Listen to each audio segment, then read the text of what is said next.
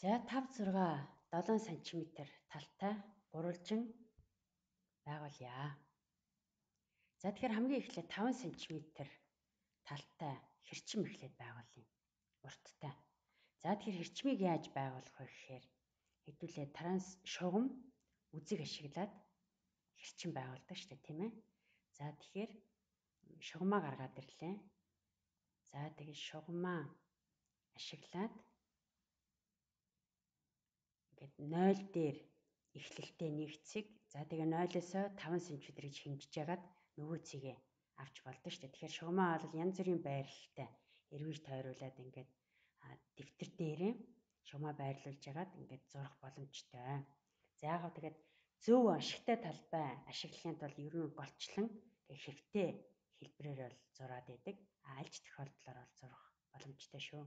За ингээд шугамаа ашиглаад зурж болно гэж үзээд одоо ингээд байгуултаа харах юм бол А цэгээс ийм Б хүртэл бол 5 см байхаар ийм хэрчим байгуулчлаа гэсэн үг. Тийм ээ. За ингээд хэрчмээ байгуулчлаа гэд бодъё. За одоо тэгэхээр дараагийнх нь болохоор 6 7 см талуудыг байгуулна гэсэн үг. За тэгэхээр А-гаас за одоо 7 см талтай гэдэг цэнхэр өнгөтэй тийм. 7 см байх тийм хэрчмүүд бол зөндөө олон байна. Мэдээж зөндөө олон байна. Ингээд А дээр төвтэй 7 см радиустай ерөнхийдөө бол тойрог байгуулсантай адилхан. Тэгэхээр энэ тойрог дээр байгаа бүх цэгүүд бол А, Б-ийн 5 см, за тэгээд энэ дахиад нэг 7 см байх ийм хэрчим зөндөө олон байгуулагдах юм байна гэсэн. За яг энэ зарчмаараа Б-гээс эхлэлтэй нөгөө тал маань болохоор 6 см юм тийм. За тийм байх хэрчим бас хэд байх нь вэ? Ингээ зөндөө олон байх нь. Тэгэхээр Б дээр төвтэй 6 см радиустай ийм тойрог байгуулна л гэсэн. За хэрвээ гортиг байгаа бол гортгийг ашиглаад ийм хоёр тойрог байгуулж болно гэсэн. Тэгэхээр манай бодлого бол 5 6 7 ийм см талтай гурвалжныг байгуулах гэдэг. Тэгэхээр ийм өслийг хангасан байх гурвалжин хаана байх вэ гэхээр энэ 7 радиустай тойрог 6 радиустай тойрог хоёрын огтлцлын цэг дээр маань ийм гурвалжин үүсэх боломжтой гэсэн үг. За мөн энд дахиад тийм гурвалжин үүсэх боломжтой юм байна. Энэ харж байна уу? Энд. Тэгэхээр ийм нэг гурвалжин байж болох юм байна. Дээдлэлт нь бас ийм нэг гурвалжин байж болох юм байна гэдгийг ойлгож байна уу тийм.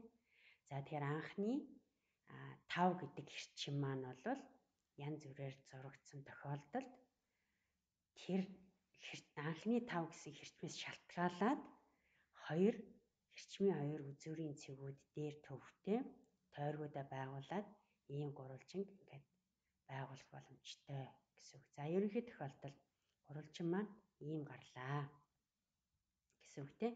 За тэгэхээр байгуулах дараалал нь бол 5 см-тай хэрчмээ байгууллаа. Дараа нь хэрчмийн төгсгөлийн хоёр цэг дээр 7 6 гэсэн хоёр радиустай тойргуудаа байгууллаа. Тэгээ огтлцлын цэгээ болоод холбох юм бол бидний үсээд байгаа ийм 5 6 7 талуудтай гурвалжин маань энд байгуулагдлаа гэсэн үг. За гурвалжин маань байгуулагдсан учраас одоо тойргуудаа ерөнхийдөө нуучна гэсэн үг. За тэгээ үндсэн гурвалжин маань бол ийм гурвалжин байх нэ. За ингээ гурвалжинаа байгуулчлаа. За дараагийн бодлого. Энэ гурвалжны медиануудын огтлцлын цэгийг одоо байгуулах юм байна бас. За тэгэхээр медиан гэж юу вэ? За медиан гэдэг маань бол за жишээлбэл гурвалжин маань 3 оройтой. Аль нэг оройг нь авъя. За энэ тохиолдолд А оройг нь авсан байна. Тэгэхээр А оройн эсрэг талд орших гурвалжны тал. За энэ хөндий орших гэж бас хэлдэг. Энэ талыг манай энэ А-гийн эсрэг орших тал чинь 6 урттай байсан байна шүү дээ.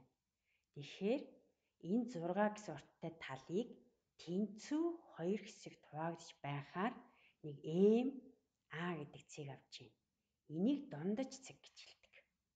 Өөрөөр хэлбэл 6 талыг тэнцүү хагаслан хувааж явах цэг нь бол яг дундал дээр навдаг ийм цэг буюу CMA, BMA гэдэг хэрчмүүдийн урт бол 6-г 2-т байгаад хэд байх нь 3 гэсэн урттай байх тэнцүү хэсгүүдэд хуваах MA цэгийг бол дундаж цэг гэнэ.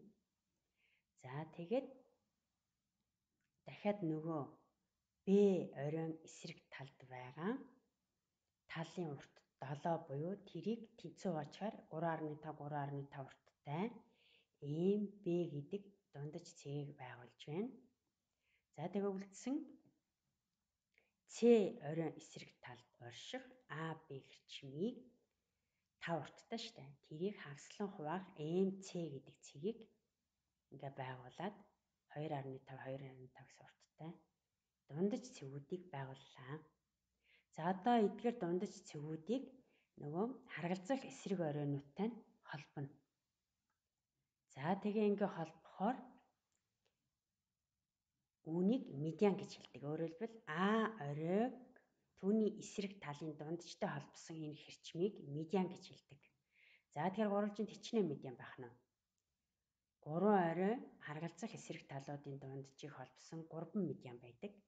Эдгээр 3 медиануудын огтлцлын цэгийг гэж тэмдэглээд энэ огтлцлын цэгийг ерөнхийдөө бол бас хөндийн төв гэж нэрлэдэг. Хөндийн төв гэж нэрлэдэг. За тэгэхээр манай тохиолдолд энэ медиануудын уртыг нь бол хэдүүлээ нөгөө шугамаа ашиглаад уртуудыг нь бол хэмжиж болно. За жишээлбэл шугамаа эргүүлээд за хэдүүлээ цэнхэр талыг уртыг хэмжиж гэж бодъё. За тэгэхээр эргэлтээ жоохон тааруулах хэрэгтэй байна. Эргэлтээ жоохон ингэж тааруулж яагаад ингээд яг параллел байхаар тий. За ингэсгээ таарч байгаа шиг байна тий. За тэгээд шугамаа за 0-оос эхэлж болно. Дундаас нь эхлээд цааш нь ингээд тооцсон ч болно. За 0-оос эхлээд хэмжээ. За тэгээд энэ хэдэ 4-өөс цаашаа өнгөрөөд 4. За эн чинь яагаад ингээд манай энэний хэмжээ нь хэд болсон байна вэ? 5-тай таарч байна хараа тий да. Эндээс энэ хүртэл урт маань. Энэ чинь 4 гэж шүү. За тэгвэл энэ манай нэг 5 урттай авсан хэмжээ шугамны маань юутай хэмжээс нь зөрөөд байгаа юм байна. Тэгэхээр бидний энэ доод цэврийг 5 гэж авсан урттайгаа тааруулах хэрэгтэй. Масштаба тааруулах хэрэгтэй юм байна. Тэгэхээр эн чинь 5 байх хэрэгтэй гэдэг чинь энэ шугамынхаа хэмжээсийг бид нар багасгах хэрэгтэй юм байна. За одоо үзье. За одоо ингээд 5 урттай нэг чинь таарч байгаа. За энийг бас ингээд томруулдаг энэ юугаа ашиглаад илүү масштаба нарийн харж болно. За одоо ингээд харахад энэ 5 чинь энд яваад байна шүү дээ. Арай л жоохон багасгах хэрэгтэй. Ингээд ийм болчихно тий. Ийм болчихно. За одоо ингээд нэгж маань таарсан. Тэгвэл одоо энийгээ бид нар нөгөө түрүүн медиана хэмжих гэдээсэн шүү дээ тий. За медианы маань урт за 2-оос цаашаа хэмжлээ гэж бодоход 1 2 3 4 5 10-ны за бараг 1 2 3 руу төгсөж байгаа учраас энэ 529 гэдэг урт нь бол таарчин штэ тий. Ингээ шугамаараа хэмжээд медианыхаа уртыг олж болно.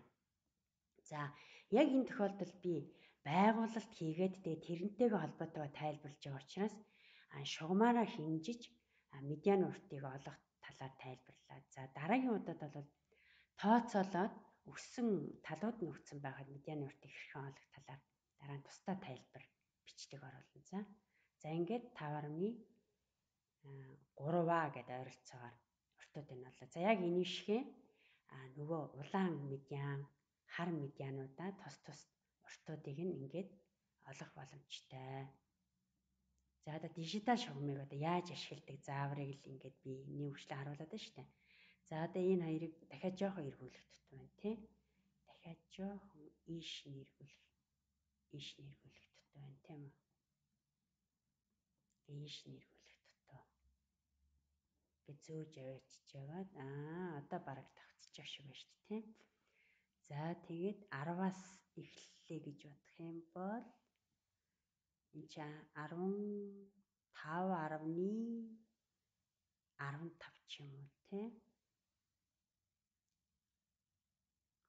Баян дахиад нөгөө масштаб маань зөрчсөн үү. За тэгээд одоо та нар болохоор дэвтэр дээр зураад нөгөө бодит шугамаараа хэмжих учраас масштаб нь зөрөх гэдэг ойлголт гарахгүй шүү дээ. Тэгээ өөрөө хэмжээд 427 тэгээ 6.2 гарч ийнө гэдгийг шалгаад үзээрэй. За одоо цааш нь явъя. За тэгэхээр энэ цэгийг бол хөндийн төв гэх юм тийм ээ. Хөндийн төв. За энийг жоохон доошлуулчихъя.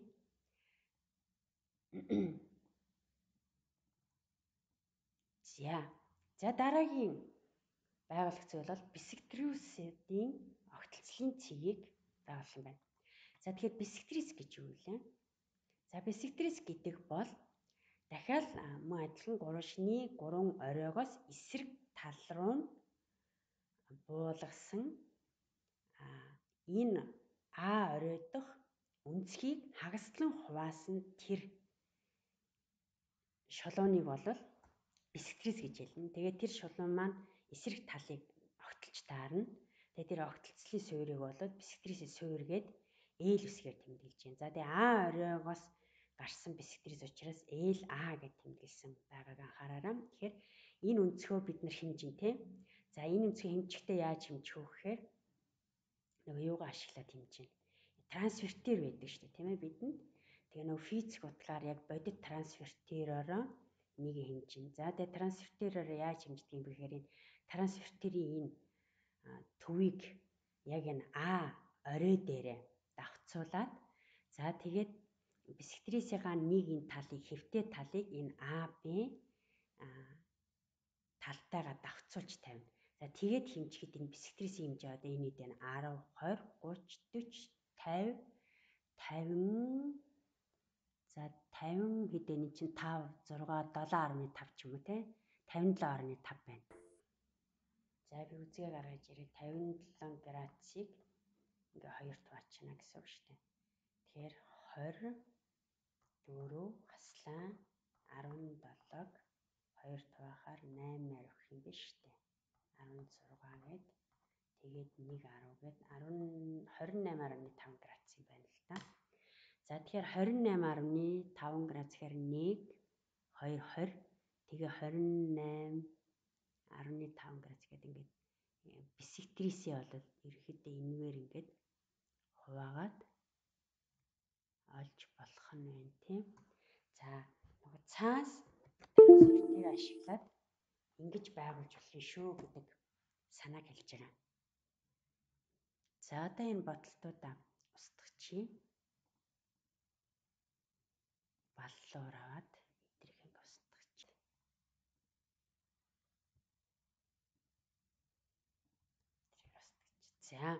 За бисектрисээ бол ерөнхийдөө ингэж байгуулна. За тэгээд дараагийн алхмууд болох бусад бисектрисүүдээ олно. А, Б, С өнцгөө хэмжиж яагаад ямар градус байна? Тэрийг 2 тэнцүү хуваагаад тэр градусаараа трансвертер ашиглаад байгуулна гэсэн.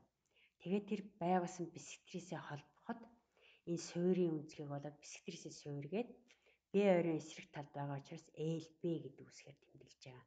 Тэгээд энэ эрчмийн хооронд нь холбоод тэгээд хоёр цэгийн хоорондох зай буюу хэрчмийн уртаа шугамаа ашиглаад олно. Гэт 423 гэсэн урттай гарах юм байна. За тэгээд дараагийн бисектрис нь бол энэ хар бисектрис буюу за энд байгаа өнцгийг бас таллан хуваах ёстой тийм ээ. За энд нэг өнцгөө дутуу орхигдсон байна. За ингээд бисектрисүүдийн огтлцол бол нэг цэг дээр огтлцдаг. Түрүүн бас медианууд бол нэг цэг дээр огтлцож ирсэн. Тэгээд тэр огтлцлын цэг хөндийн төв гэж хэрэгжилсэн. Одоо бол бисектрисүүдийн огтлцол бас нэг цэг дээр огтлцдог. За тэгээд тэрийг L гэж тэмдэглээд тэгээд уртуудын тус бүр ингээд шугамаараа хэмжиж болох юм бол уртуудын ингэж олж болно. За дараагийн олох зүйл бол өндрүүдийн огтлцлын цэгийг байгуулах юм байна.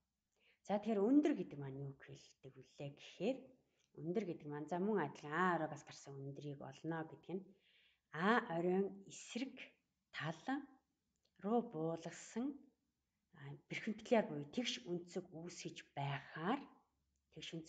байхаар шулууныг татахаар энэ шулуун маань эсрэг талтай огтлцсон цэгийг өндрийн суурь буюу H хэсгээр тэмдэглэдэг. Тэгээд А оройн эсрэг тал учраас HA гэж тэмдэглэж байгаа. За тэгээд энэ хоёр цэгийн хоорондох зай хэмжээ бол өндрийн уртыг бол олж яана гэсэн. За гол баримтлах зүйл нь бол 90 градус байх ёстой гэдгийг тооцож олно.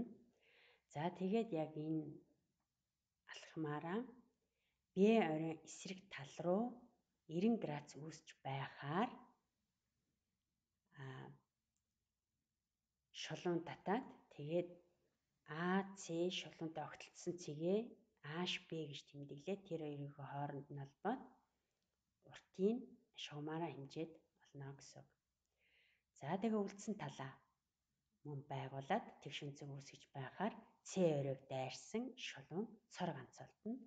Тэгээ тэр шулуун болон эсрэг тал буюу AV талыг огтлсон цэгийг өндрийн суурь буюу HC гэж тэмдэглэнэ. За тэгэхэд энэ өндрийн суурь болон C оройг холбосон хэрчим байгуулад энэ нь өндрүүд болно. За тэгээд энэ гурван өндөр маань мөн л нэг цэг дээр огтлцсон. За энэ огтлцлын цэгийг бол өндрүүдийн огтлцлын цэг буюу орт төв гэж бол нэрлэдэг. За манайхаар бол H гэсэн үсгээр тэмдэглэж байна. За ингээд байгуултуудыг бол ингэж хийн. За тэгэхээр шугам трансвертир харандаа үсгээ ашиглаад байгуултуудаа яг алхмаар тухайн шин чанаруудыг нь ашигласан байгуултаа хийгээд тэгээд огтлцлын цэгүүдээ олох нь байна. За ингээд сая бол бид нар ямар цэгүүд байгуулж байгаа гэхээр хөндийн төв болох M цэг, за медиан гэдэг тэмдэглэгээ учраас E үсгээр тэмдэглэж байгаа. За бисектрисийг болохоор L үсгээр тэмдэглээд гурвжны орой дахь өнцгүүдийг таллан хуваасан хэрчмүүдийн огтлцлын цэг бол бисектрисүүдийн огтлцлын цэг. За гурвжны оройнуудаас эсрэг тал руу буулгасан өндрүүдийн огтлцлын цэг бол орт төв буюу H гэсэн үсгээр тэмдэглэж байгаа. За H гэдэг нь бол нөгөө англиар нөгөө height гэдэг өндөр гэдэг үгийн эхний үсэг нь H үсэг учраас ингэж тэмдэглэдэг.